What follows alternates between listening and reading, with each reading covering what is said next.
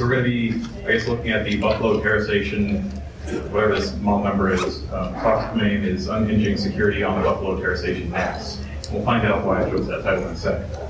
But just the obligatory who am I section. My name is Sindermann. I work for independent security evaluators. I do security or application level security audits. I kind of grew up as a traveling performer, sort of. That's the thing. I live in a bus. I like to hack, I drive out IoT garbage, tech obscura, all that good stuff. I like to share what I find. So again, ISE, we use black box, white box, secure development, all that good stuff. More importantly, we recently came out with ISE Labs, which is the research division. And we started the SOHO 2.0 project, where we kind of revived our SOHO 1.0 project, where we essentially took a load of IoT garbage and found out just how terrible it all is.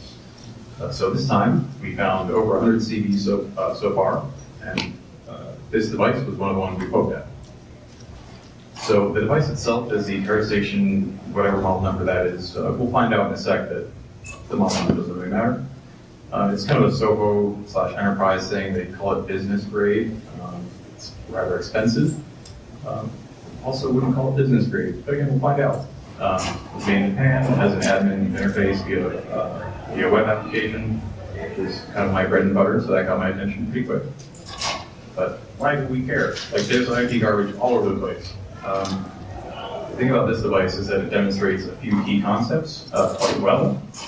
More importantly, key concepts that apply to anyone looking to get into performing application security assessments, or just looking to break IoT devices for fun or profit, your choice.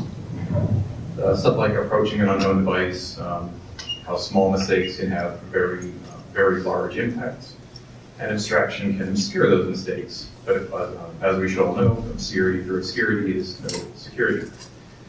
There was also recently the Maryland Democratic Party. Apparently they had all of their data on a TeraStation on the internet. And then pretty much every other country found it. So that was in the news. Also root shells, because root shells, and the vendor response is a bit of a gem, but we'll get there. So what got me really intrigued with this device was our first interaction, where we encountered a lock. So the NAS can be locked, and it was. The key should have been with it. We didn't do that. So we had to do something about that. So the lock's job is to deny unauthorized access, and it was doing it quite well. The hinge, its job is to allow the door to open easily and reliably. So what if we give the hinge a little helping hand? Turns out we can just pop the hinge open and completely bypass the lock. And this kind of set the theme for this device. So I guess we'll get to that in a minute. But, oh wow, looks like I broke something. But you get the idea. So where do I start? That's something that I hear surprisingly often when I am talking to people about the research that I've done, research that I intend to do, and a lot of their goals regarding IoT or application security in general. And the things that I've noted so far, both from input from others, the wide resources on the internet, and my own personal experience in SOHO 2.0, and my job in general at ISE. There are kind of three stages that are all pretty intertwined. Some people break them up in more or less, but for me, I like to see them as three stages. The first one being gathering information. Start out with finding manuals, known vulnerabilities, GPL source code, which can be quite valuable. And downloading firmware, especially for these devices. Sometimes they will not give you SSH, sometimes they will. But having that firmware oftentimes allows you to extract a very similar copy of the file system and perform static analysis there. Also, for web applications, building a site map, kind of go through, flip every switch, push every button, record everything you do, so you can go back and troll through that data and find anything fun inside of it. And previous work is also quite important, and we'll cover that in a little bit. From there, we usually go into analysis, active testing, scanning, static analysis, but I always come back and continue gathering information as I'm performing that analysis. The same thing with expansion. You'll go through, you'll find SSH or telnet or give yourself a shell. that's not where you stop. That's where you go back, continue gathering more information, build out more, a larger understanding of what you're working with, and then expand your access, find more vulns, use those vulns, and keep going. And again, you just go through and repeat. And one big thing that I like to say to new people is go for the juicy bits first. By juicy bits, I mean stuff like offboard flux, database operations, interactions with shells, anything that can get you a very juicy payout if you find an issue. And stuff like hidden or debug endpoints. A surprising number of devices have those, and sometimes they just forget that authorization is a thing on those endpoints. And from there, again, go further. Keep looking, keep pushing, and don't be blinded by those juicy bits. Because there can be some very fun functionality and vulnerabilities and stuff that doesn't immediately appear to be something conventionally juicy. Stuff like anything that's overly complex, because chances are if the developers don't know what's going on, maybe we won't either. And if we can build an understanding, find any issues with it, perhaps we can do some fun. But on that same note, if it's oddly simple, there's a good chance they have some oversights there and you can abuse them. Some deviation from best practices, all that good stuff. But some of it does come down to kind of following your gut. Stuff like you can see that someone they've implemented, say an API or something, but it just doesn't feel right. And there's usually a reason behind that feeling, and follow that feeling. With that said, that gut feeling usually requires some experience and some knowledge, but experience and knowledge can be gained and built. So I guess let's do that. So approaching the TeraStation itself, this is kind of what I did to dig through and find all these issues, along with my colleagues in the research team. The initial section, gathering information, again, flip every switch, push every button, record everything you do so you can troll through it. And while doing so, I determined that there was no SSH functionality. Now, for a lot of these devices, especially NASes, you will have SSH, so you can just log in and get some sort of shell. Sometimes root, sometimes not, but that can give you a very good foothold for the rest of the assessment. In this case, we didn't have that, so we need to find a replacement. I also found that there was loads of previous work on masscentral.org. I think masscentral.org kind of died for a few months, but it appears to be back up. If it is up, it's a great resource, and I highly recommend going through it. It's a website kind of focused on hacking NASes. Surprise, surprise, that's rather exactly what we're doing here. And then from there, I delved into analysis. The firmware is available online, but it's encrypted. NAScentral.org has all the encryption keys, so we can just pull it out, get a file system, and start doing static analysis. And the sitemap, again, that has all of our information in it, and through that information, I found some verbose API errors that included the location of the file that encountered the issue. So instead of having to trawl through all of that file system from the firmware, I can just take that error, see, oh, it's in this location, delve right into the source code. And it showed that it was actually running Python. However, the Python was precompiled.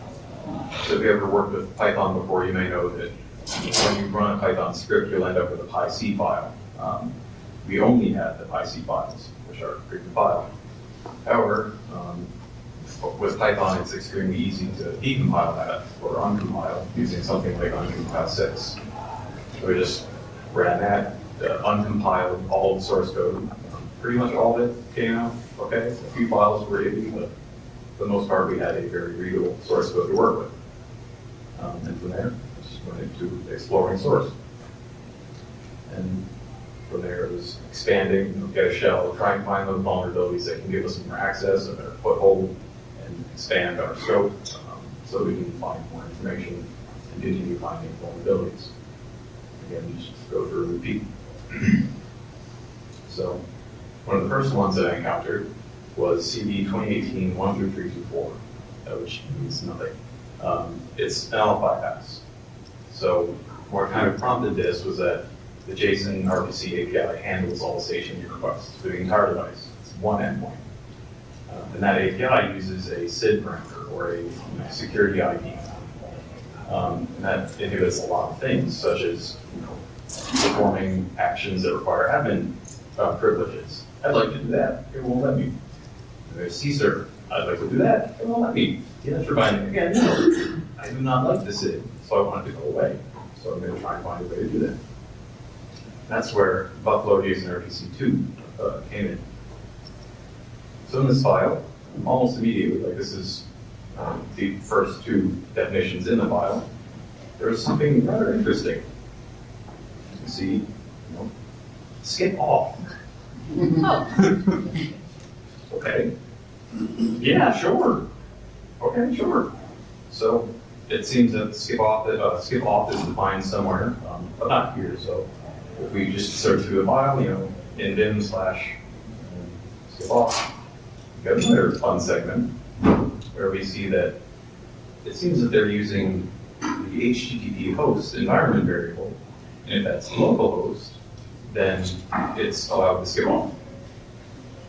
Now, if you're familiar with HTTP headers, you might know that this could be interesting.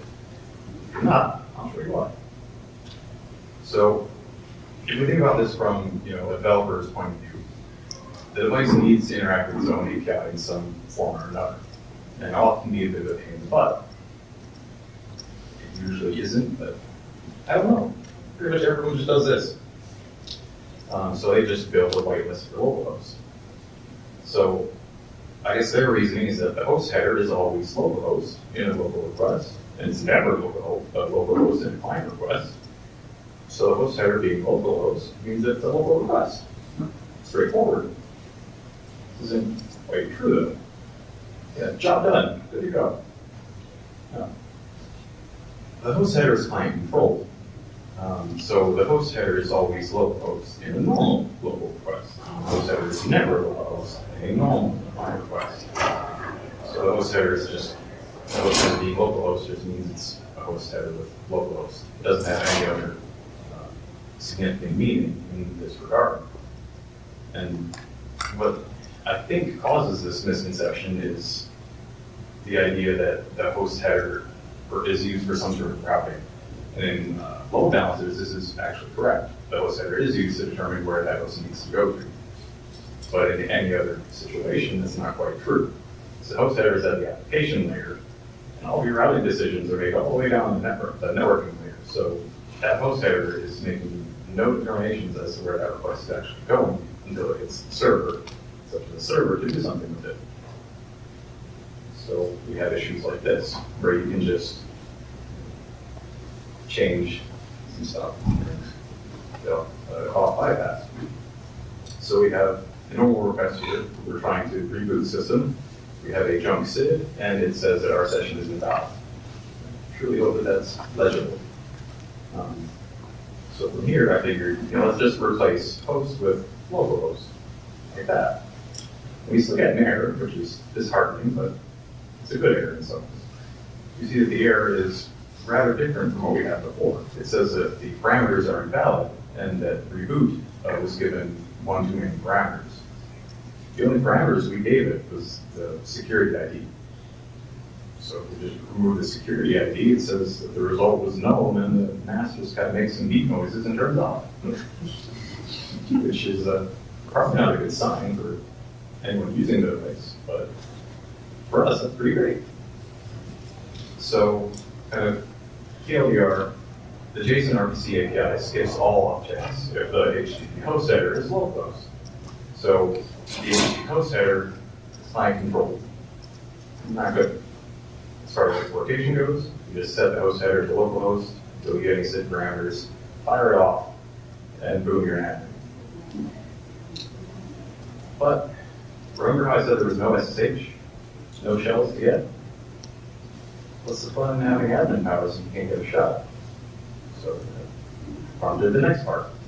That was CVE 2018-13321. It just exposed internal methods in a rather fun way. So the API modules were strange.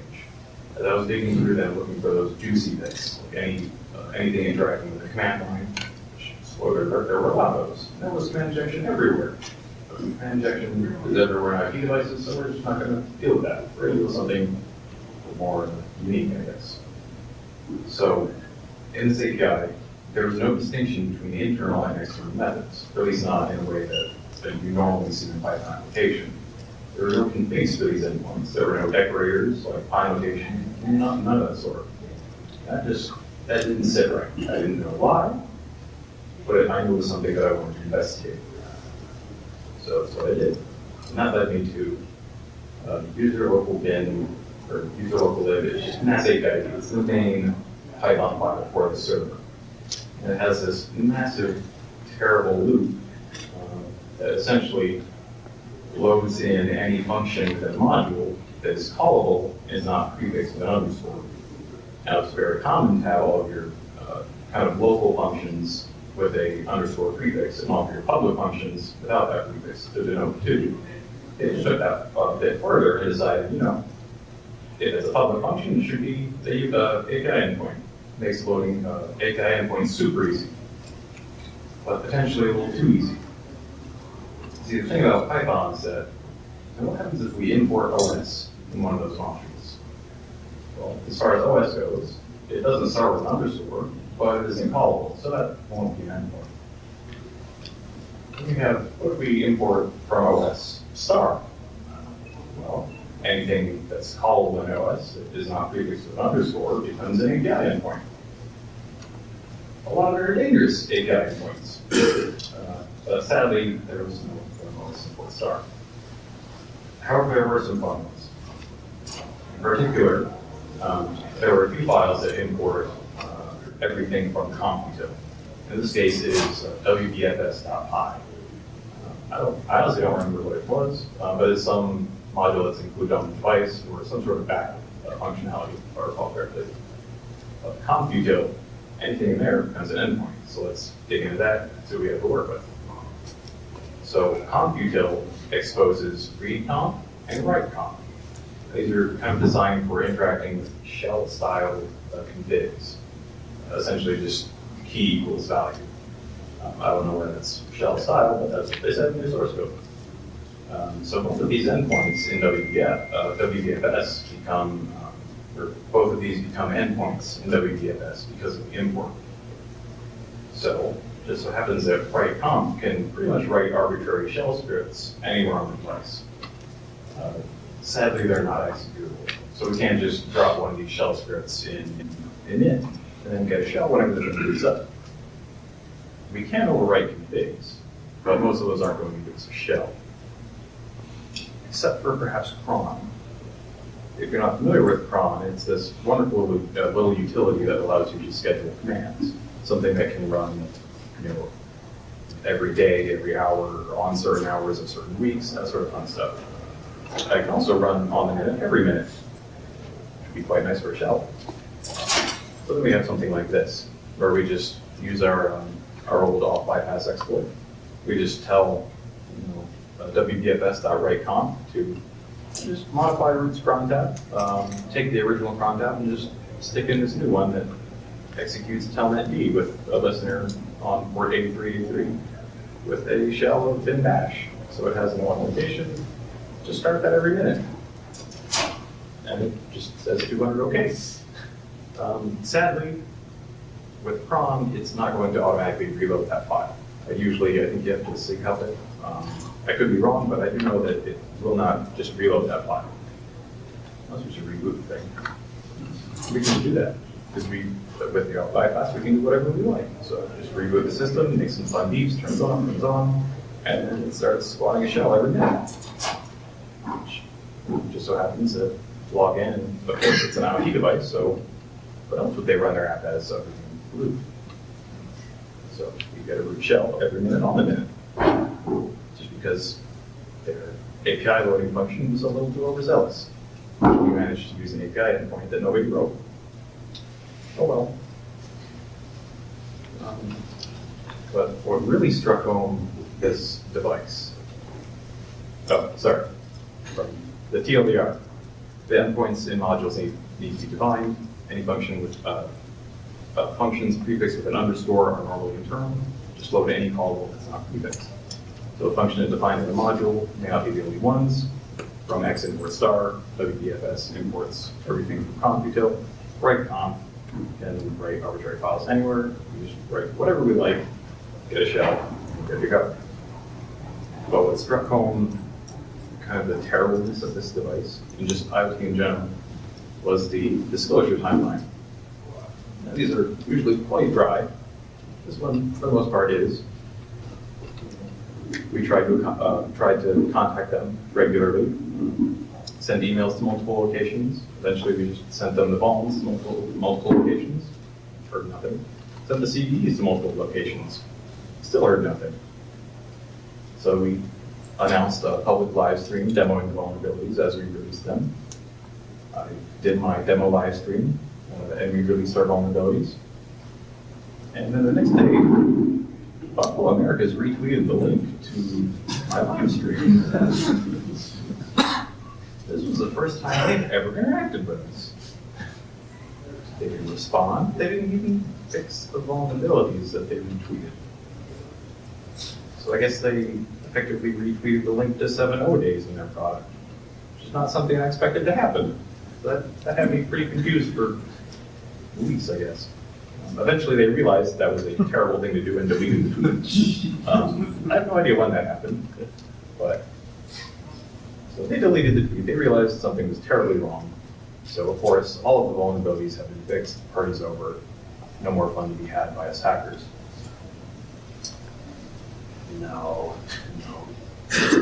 I'm not really sure why they haven't fixed anything, but they haven't. Like they had to have known that something was wrong. They deleted the tweet. It's been almost a year since we initially tried to contact them. And while I was checking for patch availability, I want to say last week, I decided to download some other firmwares that they had. So remember how I said the model number doesn't really matter? Yeah, if it's a TeraStation, you can probably get rootness still, including the like 17 grand ones that are their flagship models in enterprises. But that's IoT. Except it's not really IoT, but oh well, that's what they said it was. So, yeah, so that was quite the trip. And I guess that's about all I have today. That probably went way faster than I should have, but such as it is. But I think that gives us a lot of time for any questions. So if you have any, now's the time. I have all of my resources with me, so if you want to poke at anything in the birth state, learn anything about the device, now's the time.